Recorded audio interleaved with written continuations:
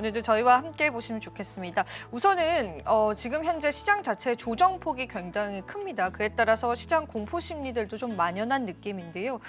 다양한 이슈로 시장이 많은 조정을 받고 있는 것 같습니다. 저희가 지난 시간에는요, 주식과 부동산, 또 금과 같은 자산과 비트코인과의 비교점을 한번 이야기해보면서요, 본질적인 고민을 해보는 시간을 가졌는데요. 오늘은 저희 어떤 이야기들 좀 나눠볼까요? 네, 뭐 지금 시장이 많이 하락하면서 투자자들도 많이 좀 힘드신 시기를 보내시고 계실 것 같습니다. 그래서 이런 시기에 오히려 좀 공부를 좀 더 하시면 좀 좋을 것 같다라고 좀 말씀을 드리고 있고요.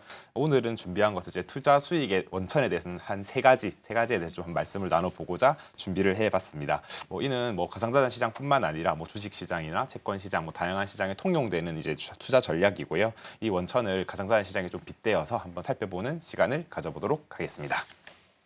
네, 그럼 이야기 하나하나 들어보겠습니다. 네, 먼저 이제 투자 수익의 원천은 크게 세 가지라고 말씀을 드렸는데요. 이제 첫 번째는 종목 선정이라고 볼 수 있고요. 이제 두 번째는 이제 마켓 타이밍, 이제 세 번째는 자산 매수, 이제 포트폴리오 측면이라고 볼 수 있습니다. 뭐 당연한 이야기이지만은 좋은 종목을 선정을 잘 하시면은 수익을 올릴 수 있는 게 좀 당연하다라고 좀 볼 수 있고요. 마켓 타이밍도 마찬가지입니다. 뭐 바닥에서 사서 이제 높은 곳에서 어깨에서 팔거나 또는 머리에서 팔면은 수익을 거둘 수 있는 방법이죠. 뭐 동시에 뭐 자산 배분을 잘해도 수익을 거둘 수 있습니다. 뭐 포트폴리오라고 이제 불리우기도 하는데요. 뭐 그중에서 사실 뭐 포트폴리오 부분에 대해서는 좀 가장 좀 이해도가 낮고 좀 자세히 좀 모르는 분들도 좀 많을 것 같아서 오늘 각자 한번 이렇게 좀 살펴보는 시간을 가져보도록 하겠습니다. 뭐 포트폴리오 같은 경우는 이제 뭐 쉽게는 이제 부동산을 또는 뭐 주식 또는 채권 이런 가상자산에 대해 가지고 좀 나눠서 하는 것이고 그에 따라서 어떻게 좀 비중을 나눌 것인지 그리고 이제 비중을 나눈다라면 어떠한 방법으로 좀 직접 투자를 할 것인지 간접 투자를 할 것인지 뭐 이러한 것들도 이제 포트폴리오의 하나라고 볼 수 있습니다. 뭐 그래서 이제 자산 배분과 이제 뭐 종목 선정, 마켓 타이밍, 자산 배분에서 좀 다뤄볼 예정인데요. 먼저 일단은 저희가 종목 선정에 대해서 좀 한번 살펴보는 시간을 가져보도록 하겠습니다. 종목 선정을 하기에 앞서 가지고는 크게는 이제 방법이 두 가지 전략이 있습니다. 이렇게 왼쪽에 볼 수 있는 상향식 투자 전략, 바텀업이라고 표현을 하고 있고요. 오른쪽에 있는 하향식 투자 전략, 탑다운이라고 볼 수 있습니다.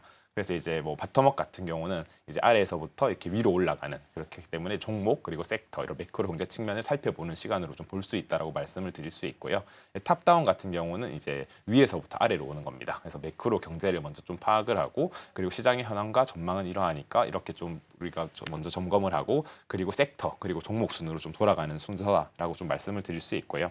사실 이렇게 다양한 투자 전략이 있기는 한데요. 이제 본인의 투자 전략을 뭐 잘 아는 것도 좀 중요한 것이다라고 볼 수 있습니다. 사실 뭐 현대 투자 이론에서는요, 이제 분산 투자를 통해 가지고 이제 변동성을 낮추면서 수익을 좀 추구해야 한다라고 좀 많이 외치고 있고요. 그 분들은 이제 좀 종목에 집중하는 경향이 있습니다. 사실 뭐 집중 투자자들 같은 경우는 좋은 주식을 사면 시장 상황이 좀 변하더라도 좀 이제 최종적으로는 좋은 결과를 얻을 수 있는 뭐 믿음을 좀 가지고 투자를 하는 경향이 있는데요. 사실 뭐 집중 투자를 위해서는 이제 본인만의 나름의 엄격한 기준이 좀 필요하다라는 것을 좀 말씀을 드립니다. 뭐 성장주 스타일이신 분들도 있을 것이고 가치주 스타일이신 분들도 있을 것이고요. 그렇기 때문에 본인만의 이제 투자 성향을 잘 파악하시고 하는 게 중요하다고 말씀을 드리는데요. 결국에는 이제 투자 시장에서는 뭐 정답이 있다기보다는 이제 본인만의 노하우 그리고 해답을 찾아가는 과정이라고 좀 생각을 합니다. 그렇기 때문에 본인만의 기준을 잘 만드셔야 된다. 그리고 필터링 능력을 갖추어야 된다라고 좀 말씀을 드리고 있고요. 그렇기 때문에 이런 매크로 경제 측면도 공부를 해야 되고 그리고 섹터 이런 부분에 대해서 공부를 해야 되고 그리고 이런 그 뭐 종목에 대해서 더욱 더 좀 관심을 가지는 시간이 되면 좋지 않을까 생각을 합니다. 그래서 이제 뭐 이러한 비트코인에 맞춰서 보시면은요, 사실 뭐 매크로 경제 측면은 저희가 이제 뭐 지금 이야기가 나오고 있는 트럼프 정책 그리고 관세 그리고 이런 미중에 대한 뭐 패권 전쟁 이런 것들이 매크로 경제 부분이라고 볼 수 있습니다. 뭐 이런 고용 지표나 노동 지표 이런 것들, 뭐 금리 지표들도 매크로 경제라고 볼 수 있고요. 이제 섹터는 이제 저희는 이제 가상자산에 빗대어서 말씀을 드리고 있다 보니까 섹터는 이제 가상자산 시장이라고 좀 말씀을 드릴 수 있고요. 그 이후에 좀 종목으로 내려가면은 이제 비트코인을 투자할지 또는 뭐 이더리움 또는 XRP, 뭐 도지 코인들 뭐 이런 다양한 코인들을 고려하는 것이 좀 종목이라고 좀 볼 수 있습니다.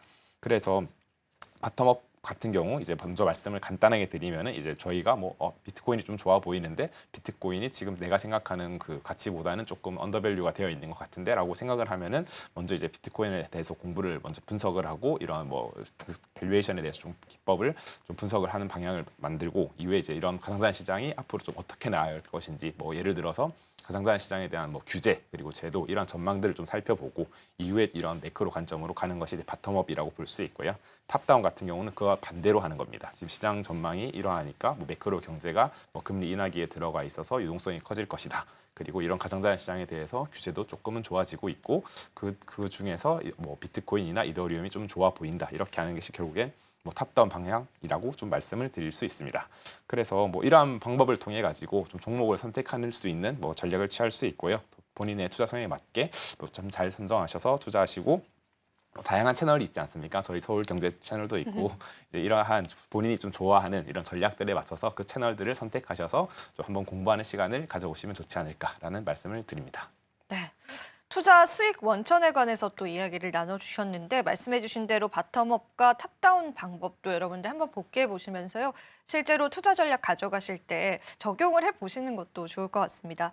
자, 그러면은 저희가 또 중요하다라고 할 수 있는 건 마켓 타이밍이지 않을까 싶어요. 사실 이 제목만 보더라도 시장을 대할 때 그 타이밍이 얼마나 중요한지는 다들 아실 것 같은데요. 조금 자세히 한번 이야기를 들어볼까요? 네, 맞습니다. 사실 뭐 마켓 타이밍이 좀 가장 뭐 어려운 부분 중 하나라고 좀 생각을 하고 있습니다. 사실 뭐 제일 쉬운 것은 쌀 때 사서 비쌀 때 팔면 되는 것이긴 하지 않습니까? 근데 이제 그 시기를 맞추기도 어렵고 사실 지금 당장의 상황만 하더라도 비트코인이 10만 달러를 넘어서 11만 달러까지 갔는데 이렇게 8만 달러 초반까지 빠질 줄도 또 누가 알았겠습니까? 네. 이제 그렇기 때문에 이런 마켓 타이밍에 대해서는 사실은 뭐 미리 예측해서 하기보다는 이제 이런 시장 흐름을 좀 잘 파악하고 좀 대응하라는 게 좀 중요하지 않나라는 것을 좀 말씀을 드리고요.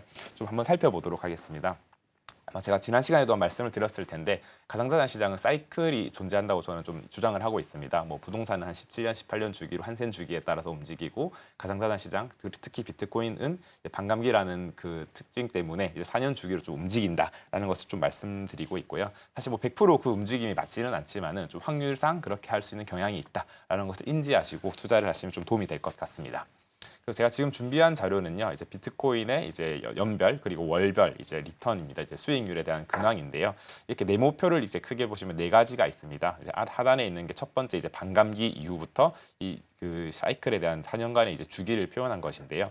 첫 번째 반감기 2012년에 있었습니다. 12년부터 16년까지 상승이 25개월, 하락이 19개월 정도가 있었고요. 이제 두 번째 반감기 시작은 2016년부터 또 20년에 있었습니다.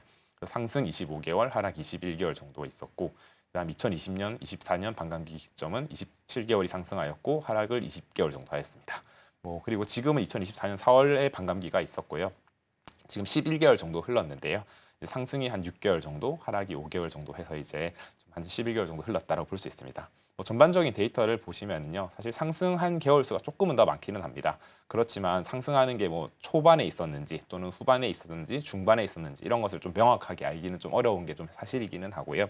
이제 그렇기 때문에 우리는 이런 마켓 타이밍에서는 그래도 이런 비트코인 사이클에서는 그래도 4년 주기로 보았을 때는 좀 상승하는 경향이 있고 이제 그러한 데이터를 기반으로 했을 때는 좀 뭐 언제 뭐 몇 월에 올라간다 내려간다를 파악하기는 어렵지만은 이런 사이클상 기준으로는 좀 상승과 하락을 반복하고 그 사이클을 잘 맞추면은 뭐 위험을 관리하면서 좀 좋은 수익을 낼 수 있지 않나라는 것을 말씀드릴 수 있습니다. 그래서 뭐 잘 아시겠지만 첫 번째 반감기에서는 이제 비트코인 가격은 한 100배 가까이 올랐었고요. 2012년에. 그리고 두 번째 반감기 2016년에는 한 30배 가까이 올랐습니다. 그리고 2020년 반감기에는 한 또 8배 가까이 올랐고 뭐 2024년도에는 이제 뭐 모든 뭐 분석가들이 예상하기로는 뭐 최소 한 2~3배, 뭐 많이는 5배 가까이 올라갈 것이다라고 좀 말씀을 드리고는 있습니다. 그래서 2024년 반감기 기점 당시의 가격이 한 65,000달러 정도였습니다. 원화로는 한 9,500만 원이었거든요. 그렇기 때문에 그를 기반으로 이제 과거 사이클을 대입하여 보았을 때 뭐 어느 정도의 업사이드는 충분히 있다라는 것을 좀 인지하시고 좀 투자를 해보시면 도움이 되지 않을까라는 것을 좀 말씀을 드려봅니다. 네, 그리고 좀 더 추가적으로 말씀을 드려보겠습니다. 좀 다른 이런 뭐 모델이나 이런 것들 좀 많이 가져와 왔는데요. 이번에 하이먼 민스키 모델이라는 것을 좀 가져와 봤습니다. 이것 또한 미국의 경제학자가 이제 만들어낸 이제 이론인데요. 이제 금융 불안정성이라는 이제 가설을 기반으로 좀 만든 것입니다. 그래서 이게 뭐 주식 시장이나 뭐 다양한 시장에서 많이 좀 통용이 되고 있고 인용도 되고 있는 것이 사실이고요. 이 그분이 주장했던 것은 이제 경제의 정상적인 수명 주기에서 이제 금융시장 취약성 그리고 금융시장의 내적인 투자 가치 이런 거품 이런 것들에 대해서 연결을 해가지고 이론을 제안하였습니다. 그래서 번영기죠, 좀 장이 좋은 시절에서는 이제 기업 현금 흐름이 이제 부채를 상환하는데 이제 필요한 것 이상으로 증가하면은 이제 투자자는 좀 행복감, 만족감이 좀 발생을 하게 된다. 그리고 이에 따른 과도한 부채가 좀 이어지게 되고 이제 경기 호황이 또 일어나게 된다라고 먼저 이야기를 하고 있고요. 채무자의 부채 상환 능력 악화로 인해 가지고 이제 좋은 자산이 이제 나중에는 팔게 되기는 그런 시기로 이제 좀 이어진다. 그리고 그 이후에는 자산 가치가 폭락하고 금융 시스템이 붕괴되며 이제 금융위기가 시작되는 시점이 나타난다라고 이제 좀 주장을 했습니다. 사실 뭐 결국에는 뭐 호황기에는 이제 뭐 돈을 끌어와서 대출을 해서 투자를 고위험 상품에 많이 하게 되고 사실은 이제 부채가 증가하게 된다. 그리고 이제 그로 인해서 자산 가치가 증가하게 되지만은 버블도 커지게 된다. 그래서 이후에 만약에 좀 불황기가 왔을 때는 자산 가치가 폭락하고 이제 금융위기가 발생한다가 결국에는 요약이라고 볼 수 있는데요. 사실 이 이론은 이제 뭐 대공황에도 좀 적용이 되었었고 이제 금융위기, 닷컴 버블에도 좀 많이 좀 이론이 되었습니다. 뭐 요즘에는 이제 국가나 개별 기업, 동시에 뭐 비트코인 등 다양한 자산에도 좀 이제 비추어서 좀 사이클로 좀 활용되고 있는 것이다라고 볼 수 있고요. 그래서 보통 그 표를 보시면요, 이제 스마트머니, 기관 투자자, 대중 투자자 순으로 좀 먼저 들어오게 되어 있고 이제 다음에 공포에 갔을 때는 이렇게 좀 하락하게 되는 경향이 있다라고 좀 이야기를 볼 수 있습니다. 그래서 뭐 개인적으로는 이제 작년에 이제 비트코인 ETF 유입이 있었지 않습니까? 출시. 예, 그래서 그게 저는 기관 투자자에서 이제 좀 시발점을 알렸다라고 해서 좀 인식 단계라고 좀 보여질 수 있다라고 말씀을 드리고 있고요. 뭐 지금은 좀 하락을 하고는 있지만은 저는 완전 붕괴 단계까지는 좀 아닌 것 같다라고 말씀을 드리고 지금은 뭐 그래도 아직까지는 좀 베어 트랩에 가깝지 않나. 왜냐하면 이런 뭐 과거 사이클이나 그래도 금리 인하에 대한 기대감이 있기 때문에 아직까지 이렇게 좀 성장할 수 있는 가능성은 충분히 여지가 있다 정도의 좀 의견을 말씀을 드립니다. 네, 조금 더 살펴보겠습니다. 이제 하이먼 미스키 모델과 다른 이제 또 하이프 사이클이라는 또 모델인데요. 이건 이제 미국의 정보기술 연구회사인 가트너에서 개발한 지표라고 볼 수 있습니다. 그래서 여기는 뭐 1단계는 기술 촉발, 2단계는 과도한 기대, 3단계는 환멸, 4단계는 깨달음, 5단계는 생산성 안정기로 하면서 초기에 이렇게 많은 기대감으로 인해 가격이 올라가고 이후에 하락하고 다시 안정기를 간다라는 이론입니다. 사실 이러한 것들이 뭐 정확히 맞을 수는 없지만은 이제 비트코인의 이 하이프 사이클을 맞춘 또 자료가 있습니다. 그래서 그걸 또 가져와 봤는데요. 이게 결국에는 반감기 사이클이 하이프 사이클과 좀 유사하다라고 이제 하면서 좀 많이 이런 것들이 좀 나타나고 있습니다. 그래서 보시면은 기술 촉발과 과도한 기대 1, 2단계가 여기 초록색 구간이라 볼 수 있고요. 환멸 깨달음 구간이 이제 3, 4단계, 마지막 생산성 안정기가 5단계 이렇게 좀 나타나 있습니다. 그래서 이게 비트코인 반감기 사이클을 또 가져온 이유는요. 이제 반감기 사이클에서도 결국에는 변동성이 크다라는 것을 좀 보여드리고 싶어서 가져온 것이거든요.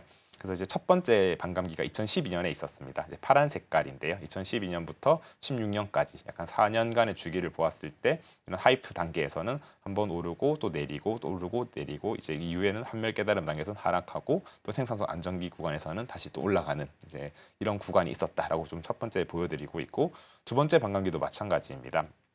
2016년부터 2020년까지 있던 빨간색 구간이고요. 빨간색 구간이 이렇게 또 상승과 하락을 반복하고 있고 그 변동성은 매우 크다. 그리고 세 번째 반감기도 2020년부터 2024년까지 이제 초록색 라인인데 오르고 또 조정을 받다가 다시 또 하락하고 상승을 하였다라고 볼 수 있습니다. 그래서 사실 시가를 보았을 때 4년이라는 시간이기 때문에 매우 긴 시간이긴 합니다. 근데 이제 저희가 여기 We are here 써놨지 않습니까? 우리는 아직 이런 긴 흐름을 보았을 때 아직까지는 좀 더 기다림을 가져야 되는 시기이다라고 좀 말씀을 좀 드리고 싶어가지고 좀 가져와 봤고요. 사실 지금 되게 많이 시장이 힘든 것 같기는 합니다. 뭐 거의 11만 달러에 진입하셨던 분들, 10만 달러에 진입하셨던 분들은 뭐 마이너스 20%, 30% 가까이 보고 계실 텐데 특히 아마 알트코인 투자하셨던 분들 이런 분들은 되게 하락폭이 많이 크다고 좀 생각을 하고 있습니다. 그런데 이럴수록 좀 이런 가만히 있지 말고 물려 있다고 안 보는 그런 경향을 가지기보다는 이럴 때일수록 조금은 더 공부를 하면서 사이클에 대한 이해 또는 이제 비트코인에 대한 특성들을 좀 이해하고 이런 제도적인 측면을 좀 더 살펴보시면서 뭐 공부를 하면서 내실을 좀 가져가는 시간을 가지면 좋지 않을까라는 좀 의견을 말씀드려 봅니다. 네.